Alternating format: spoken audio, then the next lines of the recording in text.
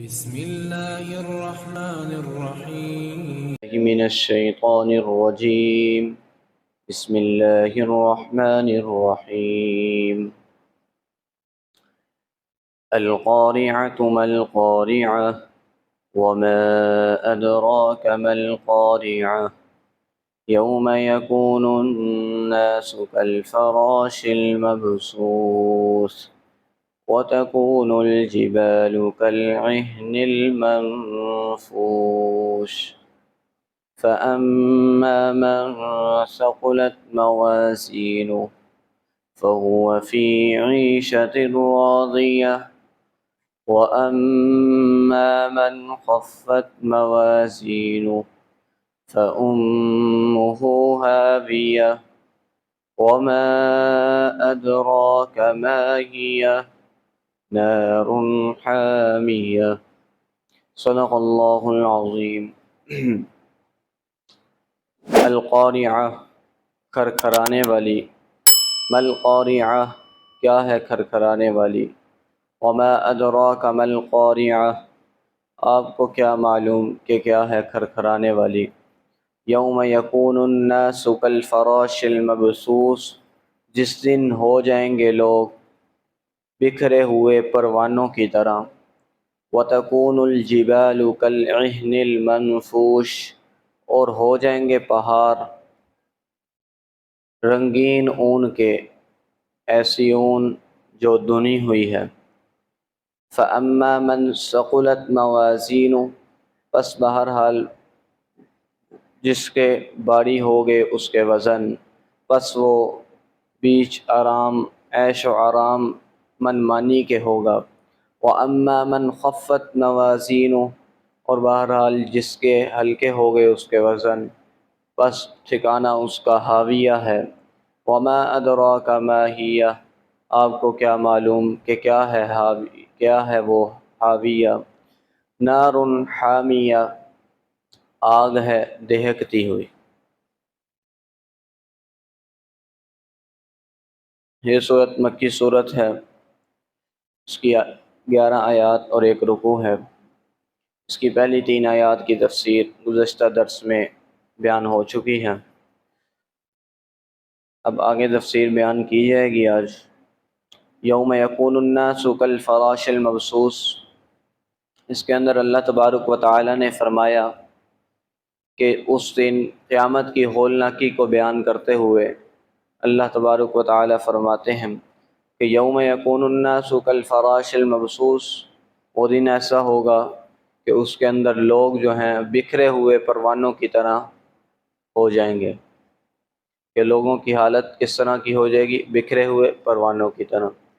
اب انسانوں کو، لوگوں کو تشبیہ دی جا رہی ہے پروانوں کے ساتھ. اب تشبیہ جب دی جائے تو کسی وجہ سے دی جاتی ہے، کسی وجہ سے کسی چیز کو کسی چیز سے تشبیہ دی جاتی ہے. اب یہاں پر وجہ کیا ہے کہ لوگوں کو پروانوں سے تشبیہ دی جا رہی ہے؟ اس کے اندر چند وجوہ ہیں، چند وجہ سے تشبیہ دی جا رہی ہے. پہلی وجہ بدحواسی اور بے قراری میں کہ اس دن یہ بدحواس ہو جائیں گے، ان کے حواس اڑے ہوئے ہوں گے، بے قرار ہوں گے. اور پروانہ بھی جو ہوتا ہے وہ بے قرار اور بدحواس ہوتا ہے، اس لیے ان کو پروانوں کے ساتھ تشبیہ دی جا رہی ہے. دوسری وجہ یہ ہے کہ یہ کثیر ہوں گے لوگ اور ضعیف ہوں گے، کمزور ہوں گے، کچھ کر نہیں سکتے ہوں گے، فرشتوں کے مقابلے میں کمزور ہوں گے. اور پروانہ بھی اس کا بھی یہی حال ہے، کثیر تو ہوتے ہیں لیکن کمزور ہوتے ہیں. تیسری وجہ یہ ہے کہ وہ ہر سمت بکھرے ہوئے ہوں گے، دوڑ رہے ہوں گے. اس دن لوگ جو ہیں ہر سمت بکھرے ہوئے دوڑ میں لگے ہوئے ہوں گے. تو پروانوں کا بھی یہی حال ہوتا ہے. چوتھی وجہ جو ہے تشبیہ دینے کی، چوتھی وجہ جو ہے وہ یہ ہے کہ پروانے جس طرح آگ میں گر کر جل جاتے ہیں، اسی طرح اس دن لوگ بھی جو ہیں بڑی تعداد میں کافر لوگ جو ہیں وہ بھی آتش دوزخ میں گریں گے، دوزخ کی آگ میں گریں گے اور جل جائیں گے. ان وجوہ کی وجہ سے اللہ تبارک و تعالی نے لوگوں کو پروانوں، بکھرے ہوئے پروانوں سے تشبیہ دی ہے.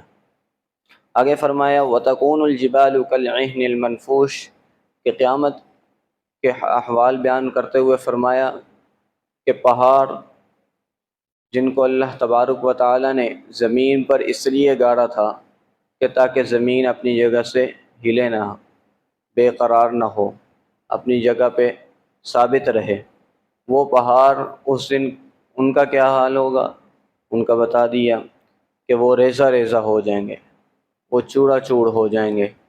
اور مثال کس سے تشبیہ دی؟ اس کو اون سے تشبیہ دی کہ وہ کس طرح ہو جائیں گے؟ اون کی طرح ہو جائیں گے، رنگین اون کی طرح۔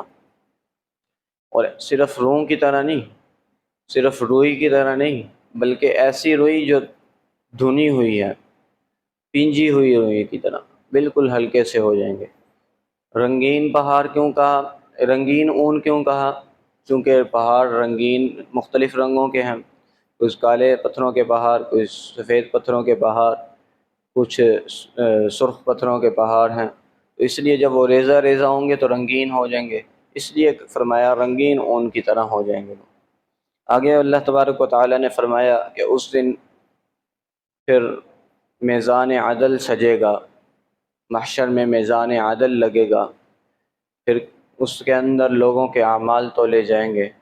جس کے نیک اعمال زیادہ ہوں گے وہ عیش و آرام منمانی زندگی میں ہوگا، مطلب کہ وہ جنت میں ہوگا، اور جس کے نام اعمال میں نیکیاں کم نکل آئیں، اس کے وزن کم ہوئے نیکیوں کے، تو وہ اس کا ٹھکانہ حاویہ ہے۔ اب اس کے اندر چند چیزیں سمجھنے کی ہیں۔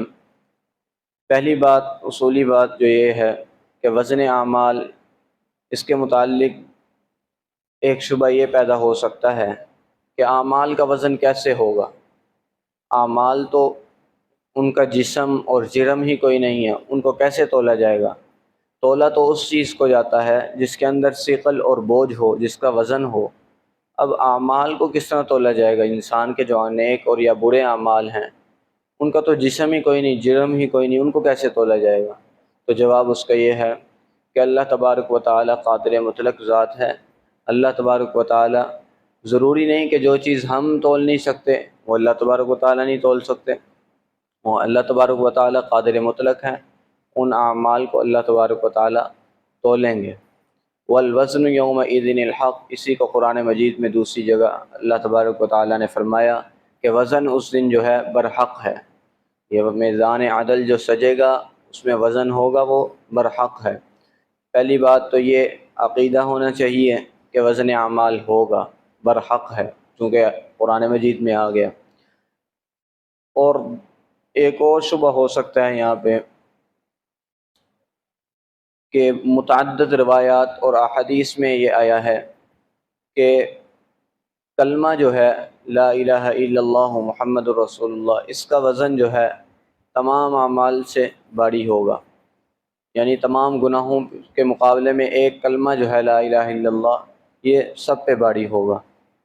ایک حدیث میں ہے، حضرت ابن عمر رضی اللہ تعالیٰ عنہ سے روایت ہے، وہ فرماتے ہیں کہ محشر میں ایک شخص، آپ صلی اللہ علیہ وسلم نے فرمایا کہ محشر میں ایک شخص کے نامہ اعمال لائے جائیں گے، اس کے 99 نامہ اعمال لائے جائیں گے، اور 99 کے 99 برے اعمال سے بڑے ہوئے ہوں گے، اور نامہ اعمال کتنے طویل ہوں گے؟ اتنے طویل ہوں گے کہ جہاں تک اس کی نظر پہنچتی ہوگی، وہ سب برائیوں سے، گناہوں سے اس کے بڑے ہوئے ہوں گے۔ جب وہ آئیں گے تو اللہ تبارک و تعالیٰ اس سے پوچھیں گے کہ یہ جو نامہ اعمال ہیں یہ آپ ہی کے ہیں یا فرشتوں نے اس میں لکھنے میں کوئی ظلم کیا ہے؟ کیا یہ خلاف واقعہ بات تو نہیں ہے جو اس کے اندر لکھی ہوئی ہے؟ تو وہ شخص کہے گا، وہ شخص اقرار کرے گا اور کہے گا کہ یہ میرے ہی نامہ اعمال ہیں۔ تو اللہ تبارک و تعالیٰ فرمائیں گے کہ تمہارے ان نامہ اعمال، ان برائیوں کے مقابلے میں میرے پاس ایک نیکی کا پرچہ ہے، ایک پرچہ ہے تمہاری نیکی کا، وہ کلمہ اشہد ان لا الہ الا اللہ و اشہد ان محمدا عبدہ و رسولہ، یہ پرچی ہے۔ اللہ تبارک و تعالیٰ حکم کریں گے کہ وہ پرچی لائی جائے، وہ پرچی لائی جائے گی۔ ان 99 نامہ اعمال کو ایک پلے میں رکھا جائے گا اور دوسرے پلے میں اس کلمہ کی پرچی کو رکھا جائے گا، تو وہ کلمہ کی پرچی جو ہے بھاری ہو جائے گی۔ اسی طرح تو پھر آپ صلی اللہ علیہ وسلم نے آگے آخر میں فرمایا کہ اللہ کے مقابلے میں کوئی چیز بھی بھاری نہیں ہو سکتی، اللہ کے نام کے مقابلے میں کوئی چیز بھی باری نہیں ہو سکتی۔ اسی طرح ایک اور حدیث میں ہے کہ حضرت نوح علیہ السلام کی جب وفات کا وقت قریب ہوا تو انہوں نے اپنے بیٹوں کو بلایا اور کلمہ کی وصیت کی، لا الہ الا، تینوں آسمان اگر ایک پلے میں ہوں اور دوسرے پلے میں لا الہ الا اللہ ہو تو یہ لا الہ الا اللہ والا پلہ جو ہے یہ باری ہو جائے گا، یہ جھک جائے گا۔ تو اب ان روایات سے تو پتہ چلتا ہے کہ جس کے اندر ایمان ہے، جس کے اندر کلمہ ہے، مومن شخص جو ہے اس کا پلہ تو باری ہوگا اس کے گناہوں کے مقابلے میں، اس کا پلہ تو باری ہوگا گناہوں کے مقابلے میں، اس کا پلہ نیکیوں کا، گناہوں کا نہیں باری ہوگا بلکہ کلمے کا باری ہوگا جس کے اندر ایمان ہے۔ جبکہ دوسری روایات اور احادیث میں یہ آیا ہے اور قرآن مجید کی آیات میں بھی آیا ہے کہ اس دن نیک اعمال بھی تولے جائیں گے اور برے اعمال بھی۔ تو اب نیک اعمال اور برے اعمال تولے جائیں گے، یہاں پہ تو کہا جا رہا ہے کہ ایک طرف برے اعمال ہیں، ایک طرف صرف کلمہ ہے، کلمے کا وزن زیادہ ہے، تو پھر نیک اور برے اعمال کس طرح تولے جائیں گے؟ گناہ گار جتنا مرضی ہو، جب کلمہ تو ہے اس کے پاس، تو پھر دوسری آیات اور احادیث جس کے اندر کہا جا رہا ہے کہ نیک اعمال جس کے زیادہ ہوں گے وہ جنت میں جائے گا اور برے اعمال جس کے کم ہوں گے وہ جہنم میں جائے گا، تو اس کا پھر کیا کرنا ہے؟ تو اس کا مفسرین کرام نے دو طرح کے جوابات دیے ہیں کہ وزن اعمال جو ہے قیامت کے دن دو مرتبہ ہوگا۔ پہلی مرتبہ کفر اور ایمان کا ہوگا کہ جس کے اندر کفر ہے وہ ایک سائڈ پہ ہو جائیں گے، جس کے اندر ایمان ہے وہ ایک سائڈ پہ۔ ایمان کلمہ جو ہے، ایمان کا کلمہ لا الہ الا اللہ محمد رسول اللہ، یہ کلمہ جو ہے یہ کفر کے مقابلے میں سب سے باری ہوگا، تو اس سے مسلمانوں کو کافروں سے جدا کر دیا جائے گا۔ پھر اس کے بعد میں نیک اعمال اور برے اعمال کو تولا جائے گا۔ دوسری مرتبہ وزن اعمال ہوگا وہ نیک اور برے اعمال کا ہوگا، جس کے نیک اعمال زیادہ ہوئے وہ جنت میں جائے گا اور جس کے برے اعمال زیادہ ہوئے وہ جہنم میں جائے گا۔ اب یہ شبہ بھی دور ہو گیا۔ شبہ تو یہ تھا کہ مومن شخص تو ہمیشہ جنت میں ہی جائے گا، جہنم میں نہیں جائے گا، جبکہ قرآن مجید میں تو آ رہا ہے مومن بھی اگر اس کے نیک اعمال زیادہ ہوئے تب جنت میں جائے گا، برے اعمال زیادہ ہوئے تو پھر اللہ تعالیٰ کو اختیار ہے کہ اس کو سزا دے سکتا ہے۔ اس کا جواب یہ ہو گیا کہ وزن اعمال دو مرتبہ ہوگا۔ پہلی مرتبہ کفر اور ایمان کا ہوگا، جس کے اندر ایمان ہوگا اس کا پلہ باری ہوگا، وہ کامیاب ہو جائے گا۔ دوسری مرتبہ وزن ہوگا وہ نیک اعمال اور برے اعمال کا ہوگا، نیک اعمال جس کے زیادہ ہوں گے وہ جنت میں، برے اعمال جس کے زیادہ ہوں گے وہ جہنم میں جائے گا۔ یہ اس کے اندر بیان کیا گیا ہے کہ جس کے نیک اعمال زیادہ ہوں گے پس وہ عیش و آرام فہو فی عیشۃ راضیہ، پس وہ عیش و آرام منمانی زندگی کے ہوگا۔ منمانی زندگی جنت میں ہی ہے، عیش و آرام والی زندگی ہے، اللہ کی نعمتوں سے فائدہ اٹھائے گا۔ وَأَمَّا مَنْ خَفَّتْ مَوَازِينُهُ، اور جس کے نامہ اعمال ہلکے ہو گئے تو اس کا ٹھکانہ حاویہ ہے۔ پھر اللہ تبارک و تعالیٰ نے اس کی تفصیل بتائی حاویہ کیا ہے، اس کی ہولناکی کو بیان کرنے کے لیے پہلے سوال کیا وَمَا أَدْرَاكَ مَا هِيَ، اس کی اہمیت کو بتلانے کے لیے کہ آپ کو کیا معلوم کہ کیا ہے وہ حاویہ، پھر خود ہی بتلا دیا کہ نار حامیہ، وہ آگ ہے دہکتی ہوئی، یعنی جہنم میں جس کے نیک اعمال کم نکلے وہ جہنم میں جائے گا۔ اللہ تبارک و تعالیٰ سے دعا ہے کہ اللہ تعالیٰ ہمیں اس میزان عدل میں کامیاب فرمائے محشر کے دن، اور نیک اعمال زیادہ سے زیادہ کرنے کی توفیق نصیب فرمائے اور برے اعمال سے بچائے۔ وما علینا الا